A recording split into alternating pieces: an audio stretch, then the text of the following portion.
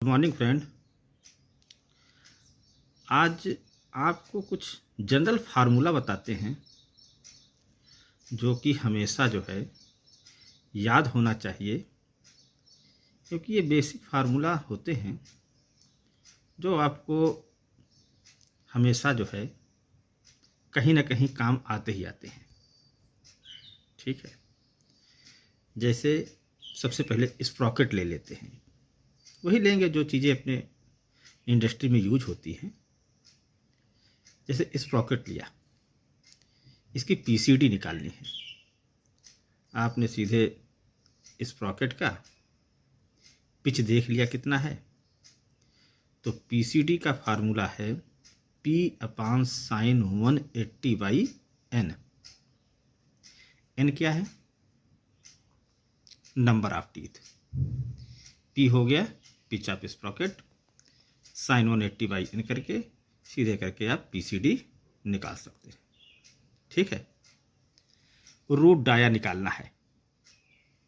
जितना पीसीडी आए, जो रोलर डाया जो चेन होगी जो इस स्प्रॉकेट पे चलेगा, उसमें जो रोलर लगा होता है उसका डाया यदि हम माइनस कर दें, रोलर डाया ऑफ चेन यदि माइनस कर देंगे पीसीडी में से, तो आपका रूट डाया निकल जाएगा। ठीक, और ओडी निकालनी है तो क्या होगा? स्प्रॉकेट की ओडी, जितना रोलर का डाया है उसका 80% आप ले लें, और जो पीसीडी आपने निकाला हुआ है उसको ऐड कर दें। जो भी आएगा स्प्रॉकेट की ओडी आ जाएगी। ये अपने यहाँ एक बार करके आप देखिए कि कितना मैच होता है।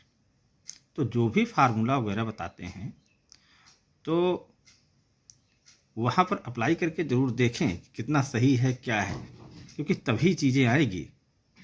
ठीक है, तो स्प्रॉकेट के लिए तो ये हो गया। अब आते हैं थोड़ा हम ये गियर बॉक्स पर आते हैं। सबसे पहले तो आपको गियर बॉक्स का कुछ चीज़ें मालूम होनी चाहिए, नॉमेनक्लेचर क्या होते हैं। जैसे एक नई टीथ बनाइए, देखिए ठीक, दो टीथ बने हुए हैं। एक तो जाएगा, ये देखिए पीसीडी वाली सर्किल गई हुई है, और जो टीथ के ऊपर से जाता है वो सीपी, नीचे आप देख रहे होंगे एक और आया हुआ है। ठीक है, तो हमने देखिए मेंशन किया हुआ है, ये तो हो जाएगा टीथ का फेस विड्थ। ऊपर वाले को क्या बोलते हैं? Top land. एक टीथ से दूसरे टीथ का देखिए सीपी लिखा हुआ है, मतलब सर्कुलर पिच। दो ये टीटी दिया हुआ है, मतलब टूथ थिकनेस। ठीक है, जो टीथ है उसकी थिकनेस के बीच में देखिए एक थोड़ा सा ये दिया हुआ है क्लियरेंस का, यही आपका आता है रूट क्लियरेंस। ठीक है, तो सबसे पहले सब चीज़ें मालूम होनी चाहिए। और जो पीसीडी के अप वाले साइड से देखिए एडेंडम और डिडेंडम। ठीक, वर्किंग डेप्थ आप ये देख रहे होंगे, इतना ही चीज़ वर्क में आएगा, और जो पार्ट बचा हुआ है वही क्लियरेंस हो जाता है रूट में जाके। ठीक है, ये क्लियर हो रहा है, ये टीटी और ये। ठीक, ये चीज़ें इतना circular pitch, root thickness, PCD मतलब पिच सर्किल डाया। डीपी लेते हैं डायमेट्रिकल पिच। चलिए स्टार्ट करते हैं, पहले कुछ फार्मूला वगैरह इसके। डायमेट्रिकल पिच निकालना है तो number of teeth upon PCD कर देंगे इंचेस में, डायमेट्रिकल पिच निकल जाएगा। करेक्ट। मॉड्यूल निकालना है, और आपको डीपी यदि कहीं मालूम है डायमेट्रिकल पिच, तो 25.4/dp इक्वल टू मॉड्यूल। ठीक है, अब देखिए एक हमने इसीलिए थोड़ा चार्ट बना दिया, एक तरफ डीपी लिख दिया, एक तरफ सीपी लिख दिया। सर्कुलर पिच, डायमेट्रिकल पिच, जो आपको गिवन हो उस हिसाब से आप इन सबको निकाल सकते हैं। जैसे एडेंडम 1/dp, यदि डीपी गिवन है तो 1/dp कर देंगे तो एडेंडम की वैल्यू निकल जाएगी।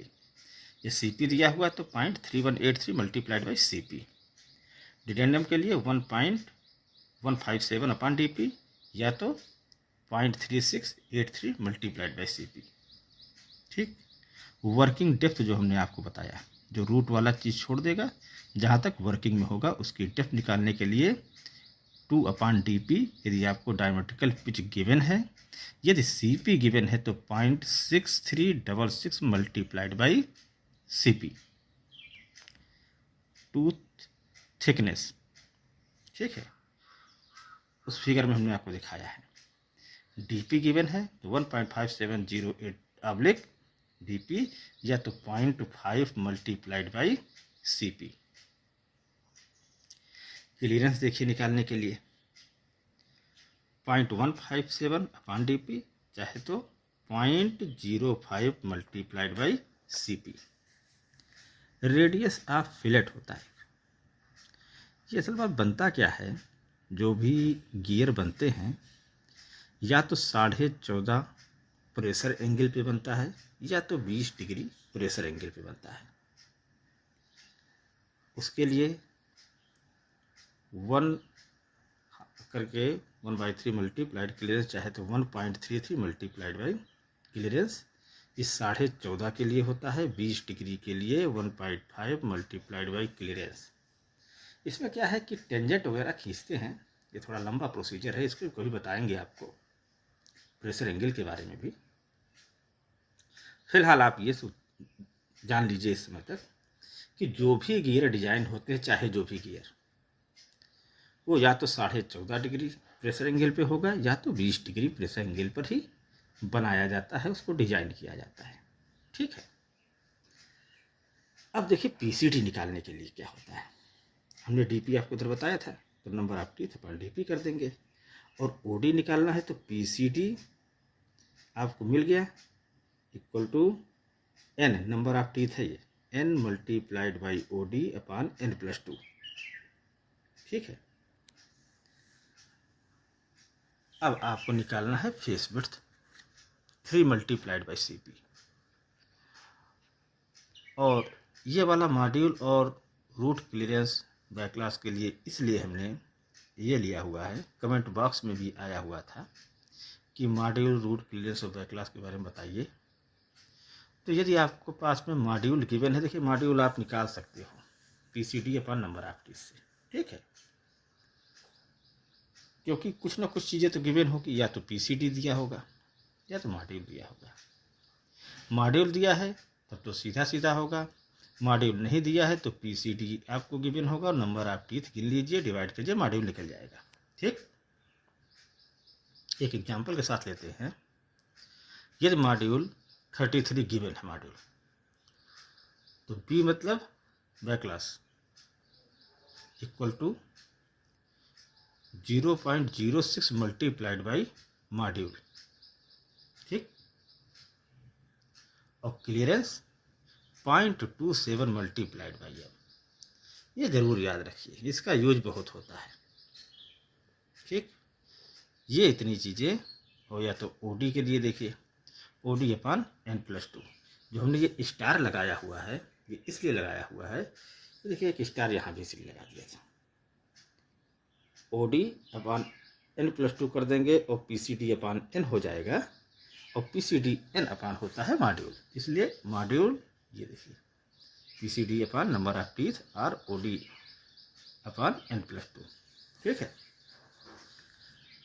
बैक क्लास और रूट क्लियरेंस जैसे ये होता है, जैसे ये देखिए दो गियर जैसे हम आपस में मैच कर रहे हैं, तो देख रहे हैं कि इस जगह हम जो कांटेक्ट के बाद देखिए उधर एक बच रहा है, वो होता है बैक क्लास, और यहाँ जो होता है रूट क्लियरेंस। ठीक है, ये आपको फार्मूला गिवन हो गया है, इससे आप निकालो, बिल्कुल एकदम करेक्ट आएगा। ठीक है, और थोड़ा एक चीज़ बताना चाह रहे थे रिडक्शन गियर बॉक्स के बारे में। देखिए रिडक्शन गियर बॉक्स जैसे U टाइप के होते, U 600, 700, 600 होता है, 800 होता है, 1000, 1200, 1400, 1600, 1800 तक जाता है U टाइप का। जैसे एक मोटर लगा हुआ है, देखिए यदि यू टाइप का है तो आपका इनपुट देख रहे होंगे आप नीचे है, क्योंकि उससे वर्म सॉफ्ट रहती है, उसके बाद व्हील रहता है, फिर आउटपुट निकलता है। अभी आप डिफरेंस समझ में आएगा, इसको हम क्यों बता रहे हैं अभी आगे समझ में आएगा। ये इनपुट देखिए नीचे है और आउटपुट ऊपर की ओर निकल रहा है, ठीक है। यदि 1200 दिया हुआ है तो जो अपना वर्म शाफ्ट का यदि आप सेंटर लेंगे और वर्म व्हील का सेंटर को यदि आप नापें तो यू 1200 का है तो 12 इंच आएगा। यदि स्पेसिफिकेशन में नहीं लिखा हुआ, आपसे पूछ दिया जाए कि 1800 का है कि 1600 का है, तो आप सीधे सीधे नाप के बता सकते हो। ये एक बहुत मेन चीज़ है, ठीक है। हो सकता है आप लोग को मालूम हो, नहीं मालूम है तो इसको एक बार चेक करके देखिए। वर्म शाफ्ट का सेंटर और व्हील का सेंटर यदि 1200 है तो 12 इंच, 1400 है 14 इंच, 1600 है तो 16 इंच, 1000 है तो 10 इंच, ठीक है। और रेशियो यदि नहीं गिवन है तो भी आपको मालूम है कि वर्म शाफ्ट को आप घुमाएं, व्हील एक चक्कर लेने में वर्म शाफ्ट हमारा जितना घूमेगा उतना स्टू है। जैसे 40 चक्कर यदि हम वर्म शाफ्ट को घुमाते हैं और उस समय व्हील एक चक्कर घूमता है तो 40 का रेशियो हो गया। चाहे स्पेसिफिकेशन न दिया हो तो आप यहाँ से चेक कर सकते हो, बेसिकली इसीलिए बताया ये। और जब कभी आपके पास में रिडक्शन गियर बॉक्स कुछ नया आए तो वर्म व्हील में कुछ चीज़ें मेंशन होती हैं, ऐसा लिखा होता है 1200 डैश करके 2/49 8/90। हमने एक एग्जाम्पल लिया, ठीक है। तो इसका मतलब क्या होता है ये भी देखिए, जान लिए, ये भी बहुत अच्छी चीज़ है। 1200 लिखा हुआ, इसका मीनिंग हो गया कि यू 1200 गियर बॉक्स है ये, उसके लिए ये वर्म व्हील डिजाइन किया हुआ है, ठीक है। 2 का मतलब होता है व्हील की जो होती है वर्म व्हील, उसकी थिकनेस। 8 जो होता है वो मॉड्यूल होता है, 49 होता है नंबर ऑफ टीथ होता है, और 90 जो दिया हुआ है डाया ऑफ शाफ्ट है। इस नंबर से ये चीज़ क्लियर हुई है।